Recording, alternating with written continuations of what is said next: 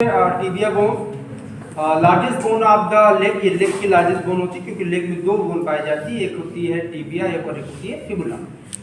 और ये क्योंकि फिबुला से बड़ी होती है इसलिए लार्ज बोली जाती है। दूसरी तरफ ये मीडियल बोन होती है, फिबुला होती है लेटरल साइड की बोन। तो मीडियल और लेटरल में होती है फिबुला, मीडियल साइड में होती है टिबिया। और ये अपर लिम्ब में एक बोन होती है जिसको बोलते हैं रेडियस। ये रेडियस के साथ मिलती जुलती है क्योंकि रेडियस के जैसा सरफेस इसमें भी पाया जाता है, इसलिए इसको homologous with the upper limb of the radius bone से ये मिलती जुलती है। और दूसरी चीज़ ये लॉन्ग बोन है और ये वर्टिकल होती है, सीधी होती है। हम इसको ऐसे नहीं पकड़ सकते, हम इसको सीधी ही पकड़ेंगे। और अदर लॉन्ग बोन की तरह ही इसमें भी दो एंड होते हैं और एक शैफ्ट होता है। तो यहाँ से ऊपर ये अपर एंड होता है, यहाँ से नीचे लोअर एंड होता है और बीच में एक शैफ्ट होता है। अब बात कर ले कैसे पहचानेंगे कि ये किस साइड की बोन है। तो सबसे पहली चीज़ कि इसका जो अपर एंड होता है वो लोअर एंड की अपेक्षा बड़ा होता है, चौड़ा होता है। लोअर एंड कम चौड़ा होता है अपर एंड की अपेक्षा में।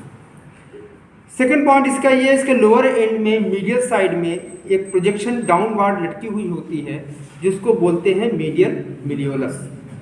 और इसका जो इंटीरियर बॉर्डर होता है वो शार्प क्रिस्ट लाइक होता है, कर्व होता है, जो कि नीचे की तरफ जाने के बाद anterior border of the medial malleolus पे जाकर के ख़त्म होता है।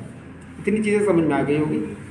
अब अगर हम बात करें अपर एंड की, तो अपर एंड में पाया जाता है medial condyle, lateral condyle, intercondylar area and tuberosity of the tibia. इतनी चीज़ें अपर एंड में पाई जाती हैं। तो सबसे पहले हम बात करेंगे इसके मीडियल कंडाइल की। जो मीडियल कंडाइल होती है वो थोड़ा सा ओवल शेप में होती है, यानी थोड़ा सा अंडाकार में होती है, जिसकी एक्सिस इंटेरोपोस्टेरियरली यानी आगे से पीछे की तरफ ये लंबी होती है। और इसका जो बीच का पार्ट होता है वो थोड़ा कॉन्केव होता है, जो कि फीमर के मीडियल कंडाइल के डायरेक्टली कांटेक्ट में आता है। इसके अलावा जो किनारे का पार्ट है उसको पेरीफेरल पार्ट बोलते हैं। और ये जो कंडाइल होती है फीमर की उससे ये अलग होता है।